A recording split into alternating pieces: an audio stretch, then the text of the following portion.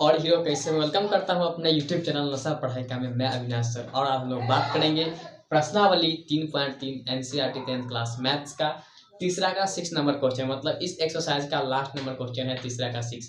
इससे पहले वाले क्वेश्चन का वीडियो अगर आप सोल्यूशन नहीं देखे हैं तो जाके नीचे डिस्क्रिप्शन में लिंक दिया हूँ, वहां से देख लीजिए। नहीं तो आई बटन में लिंक दे दूंगा, वहां से भी नहीं मिले तो क्या करना है, चैनल के प्लेलिस्ट में जाना है। वहाँ लिखा हुआ है, प्लेलिस्ट का नाम है 3.1 से लेके 3.6 तक का सोल्यूशन, तो वहाँ से आप आराम से देख सकते हैं। चलिए वो तो बात की बात है, देख लीजिएगा, ठीक है। इतना ये नहीं है, ठीक है। ना ही तो कमेंट में लिखिएगा, मैं वहाँ लिंक आप लोग को शेयर कर दूंगा, ठीक है। चलिए अभी हम बात करते हैं यहाँ पे। तो प्रश्नावली 3.3 के तीसरे के 6 नंबर मतलब छठे नंबर क्वेश्चन क्या कह रहा है, पहले पढ़ते हैं, समझते हैं, फिर इसका सोल्यूशन करेंगे, ठीक है। इसमें कह रहा है कि 5 वर्ष बाद जैकब की आयु उसके पुत्र की आयु से 3 गुनी हो, ठीक है। 3 गुनी हो जाएगी। कितना? 5 वर्ष बाद जैकब की आयु उसके पुत्र की आयु से 3 गुनी हो जाएगी। 5 वर्ष पूर्व जैकब की आयु उसके पुत्र की आयु से 7 गुनी थी। उसकी वर्तमान आयु निकालना है। तो हम सब दिन से कहते आ रहे हैं कि इसकी हमें वर्तमान आयु निकालना है, ठीक है। और जो चीज हमें निकालना होता है और नहीं पता होता है, क्या करते हैं, मान लेते हैं खट से। आप लोग को पता होगा। और ये जो है हमारा एक्सरसाइज 3.3, इसको हमें प्रतिस्थापन से हल करना है। तो आप लोग को पता होगा कि प्रतिस्थापन विधि से कैसे बनाते हैं। बहुत इजी वे है, कुछ भी नहीं है, बच्चा वाला चीज है।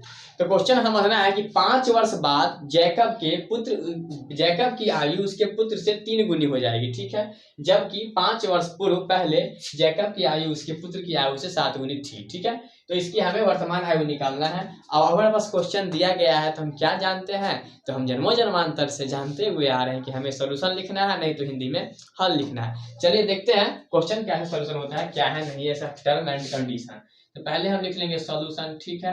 और इसके बाद आप लोगों को पता है कि हम क्या बोलेंगे, जैसे निकालना होता है और हमें पता नहीं है तो क्या करेंगे, उसे मान लेंगे, ठीक है।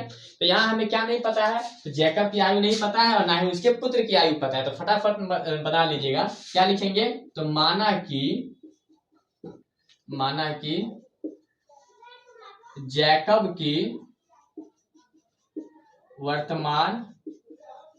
वर्तमान आयु बराबर कितना हो जाएगा, तो हो जाएगा हमारे पास x वर्ष, ठीक है। वर्तमान आयु बराबर x वर्ष। और क्या, तो उसके पुत्र की आयु, तो जैकब की और उसके पुत्र की वर्तमान आयु क्या हो जाएगा, y वर्ष, ठीक है। y वर्ष हो जाएगा। इस बार हम क्या करेंगे, ये तो हम अपने मनमर्जी से काम करते हैं, अब हमें क्या करना है, तो प्रश्न के अनुसार काम करना है। तो लिखेंगे क्या कि अब क्या लिखेंगे, अब प्रश्नानुसार देख लीजिए। प्रश्नानुसार में फर्स्ट कंडीशन क्या कह रहा है, तो 5 वर्ष बाद जैकब की आयु उसके पुत्र की आयु से 3 गुनी हो। तो पहले लिख लेंगे हम क्या, फर्स्ट कंडीशन में 5 वर्ष बाद क्या, तो जैकब की आयु, ठीक है। अब देखिए मान लीजिए कि आपका साल अभी 15 साल है, ठीक है। कितना साल है, 15 साल है, मान के चलिएगा, ठीक है। अब 15 साल हमें बाद कह रहा है, मतलब 5 साल बाद, मतलब कि मान लीजिए कि अभी आप 15 साल के हैं और कोई पूछेगा कि आप 5 साल बाद कितना साल का हो जाइएगा, तो 15 में आम बात है कि 5 जोड़ दीजिएगा। अगर कोई यही बात है कि 5 साल पहले कितना हो जाएगा, तो 5 घटा दीजिएगा। तो 15 साल के आप हैं, ठीक है, मान लीजिए। और कोई बोलेगा कि 5 साल बाद आप कितने साल के हो, क्या करेंगे, 15 में से 15 को 5 में जोड़ देंगे, ठीक है। तो यहाँ हमारा वर्तमान आयु आपका 15 था, लेकिन यहाँ जैकब का वर्तमान आयु हमने x माना है, तो क्या करेंगे, x में हम 5 जोड़ देंगे, ठीक है। x प्लस 5 वर्ष। इसी प्रकार उसके पुत्र का आयु लिखेंगे 5 वर्ष बाद उसके पुत्र की आयु। उसके पुत्र की आयु वर्तमान क्या माने हैं, y, तो इसमें भी क्या करेंगे, 5 वर्ष हम जोड़ देंगे, ठीक है। अब देख लीजिए यहाँ पे खत्म नहीं होता है और ये क्या कह रहा है कि 3 गुनी हो जाएगी पुत्र की आयु, ठीक है। तो देखिए हमारा तो जैकब का आयु ये है, तो लिख लेंगे यहाँ पर x प्लस 5 बराबर, और उसके पुत्र का आयु है y प्लस 5। इसको हम क्या करेंगे, 3 से मल्टीप्लाई करेंगे। सर 3 कहाँ से ला दिया, अपना मन से नहीं रे बाबू, मन से नहीं लाए हैं, 3 गुनी है इसका, है ना, तो इसको हम गुना कर देंगे। देख लीजिए ये x प्लस 5 था, ये जो का त्यों रह जाएगा, बराबर में 3 को y से गुना करेंगे तो क्या हो जाएगा, 3y प्लस 15, ठीक है। तो यहाँ हो जाएगा हमारे पास x प्लस प्लस छोड़िए 3y उस साइड प्लस में ऐसा आएगा तो क्या हो जाएगा माइनस में, तो यहाँ हो जाएगा -3y बराबर 15 -5 उस पर जाएगा तो माइनस में हो जाएगा, प्लस में है तो ये हो जाएगा x - 3y बराबर 10 समीकरण 1। हमारा फर्स्ट कंडीशन से हमें क्या मिल रहा है कि हमको समीकरण 1 मिल गया है। ठीक है, अब इसका हम कंडीशन नंबर 2 देखेंगे, कंडीशन नंबर 2 निकालेंगे। ठीक है, तो चलिए हम देखते हैं इसका कंडीशन नंबर 2 क्या कह रहा है। इसका कंडीशन 2 क्या कह रहा है, इसका कंडीशन 2 में देखिए कह रहा है कि पूर्व मतलब क्या 5 वर्ष पूर्व, मतलब 5 यहाँ तो 5 वर्ष बाद कह रहा था हमने जोड़ दिया, और 5 वर्ष पहले अभी समझाए थे कि आपका उम्र अगर 15 साल है, कोई पूछ रहा है कि आप 5 साल पहले कितने साल के थे, तो क्या कीजिएगा 15 साल अभी का उम्र है वर्तमान में, तो 15 में से 5 घटा दीजिएगा। ठीक है, तो 10 साल निकल जाएगा। तो इसका उम्र हमने वर्तमान x माना है, तो इसका हम उसमें से घटा देंगे। चलिए देख लिखते हैं क्या दूसरा कंडीशन में कह रहा है कि 5 वर्ष क्या है पहले, यहाँ लिखेंगे 5 वर्ष पहले, क्या लिखना है 5 वर्ष पहले या 5 वर्ष पूर्व, पहले और पूर्व बात बराबर ही है, 5 वर्ष पूर्व जैकब की आयु। ठीक है, तो वर्तमान आयु कितना माने हैं, तो x और x में से 5 घटा देंगे तो x - 5 वर्ष। इसके बाद कह रहा है कि 5 वर्ष पहले उसकी पुत्र की आयु, तो 5 वर्ष तो उसके पुत्र की आयु, उसके पुत्र की आयु कितना है वर्तमान आयु उसके पुत्र का, तो y, तो y - 5 वर्ष। ठीक है, देख लीजिए। तब इसके इस क्वेश्चन के अनुसार सेकेंड कंडीशन के अनुसार हम क्या करेंगे, इसका क्या करा है 7 गुणित।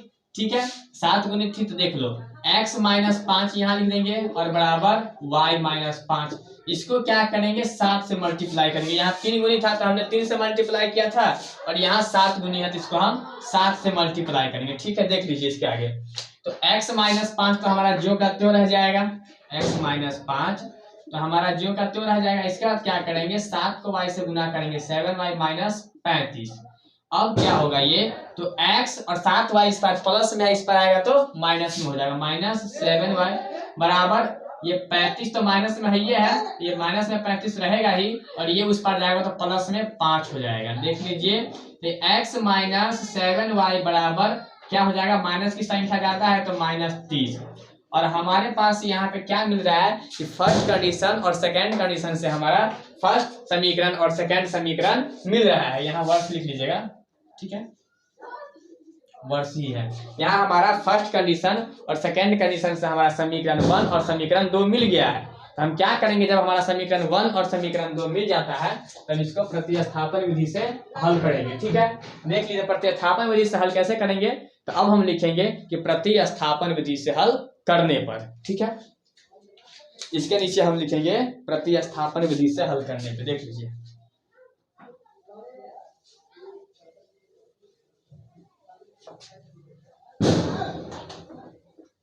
इसके नीचे लिखेंगे प्रतिस्थापन विधि से हल करने पर।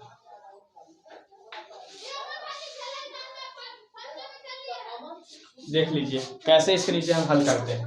अच्छा, बोर्ड रीडिंग करते हैं, आप लोग लिखिए इसके नीचे कि अब प्रतिस्थापन विधि से हल करने पर। ठीक है, क्या लिखेंगे, तो लिखेंगे अब